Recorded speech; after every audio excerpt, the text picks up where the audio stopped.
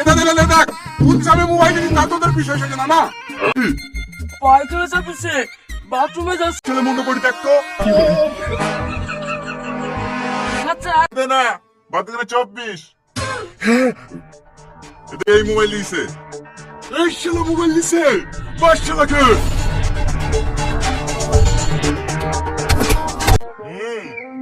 তুই চুপ করে বস একবার অষ্টমের সময় খাবি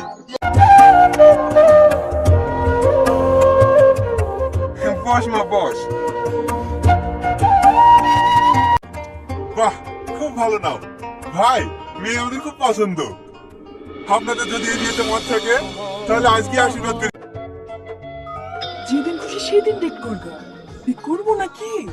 মালা তো পেয়ে গেছি, এই মালালেই থমরি দিন রাতে বয়ফ্রেন্ডের সাথে পালাবো।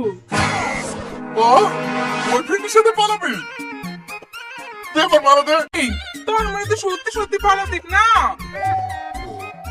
বুঝলেন তো কিসের লিখে মুখোপটি মেরেছিল এই 306 নম্বর মেয়েটাও ক্যান্সেল হয়ে গেল ক্যান্সেল হয়ে গেলে আমি কি করব জেনে শুনে বিষ খাওয়া যায় নাকি এর থেকে কত খারাপ খারাপ মেয়ের বিয়ে হয়েছে লোকে সংসার করছে না নাকি ওরা জানে না তাই করছে মনে যেন এরকম মেয়ের সাথে সংসার করে যায় নাকি তা যাবে কেনে তোর মনে তো সব শেষ করলো ছাত্র হয়েছো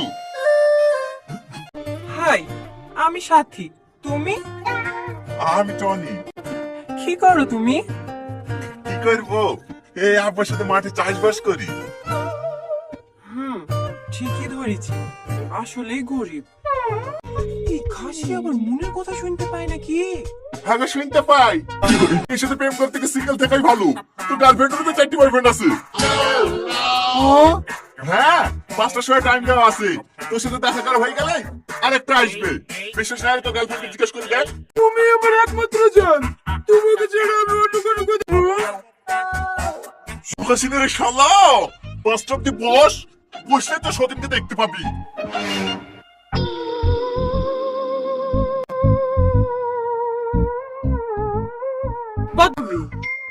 দেখছি পালানো লেগে আঁকাবাকি করছে 5টা বেজে গেলে ধরা পড়ে যাবে যে এটা কে তোমার ভাই তোমার তো 5টার সময় আসার কথা ছিল। ওইটা তোমার সতীনের সাথে একটু গুলাগুলি করে দাও সতীন সতীন মানে বুঝতে পারছো না এক গার্লফ্রেন্ডের 2 বয়ফ্রেন্ড কিন্তু আমার বয়ফ্রেন্ডকে দেখতে হলে একটু ওয়েট করো 7টার সময় আসছে